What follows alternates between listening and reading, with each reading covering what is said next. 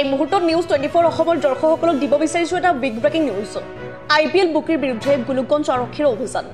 গোলকগঞ্জ বজাৰৰ পৰা আটক কৰিলে এজন বুকিক আটকাধীন বুকি নিত্যানন্দ চৰকাৰ ৰফে কেটাৰো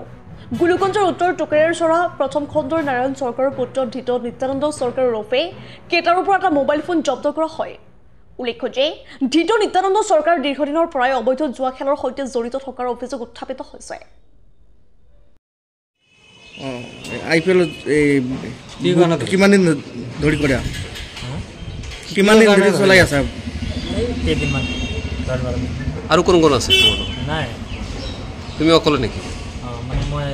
কমিশনত চলাইছোঁ কমিশন ক'ৰ পৰা কমিশন বেংগলৰ তেওঁৰ নাম কি আছিল তাৰ নাম বাপ্পি নে কিবা মানে ফোনত কণ্টেক্ট আছে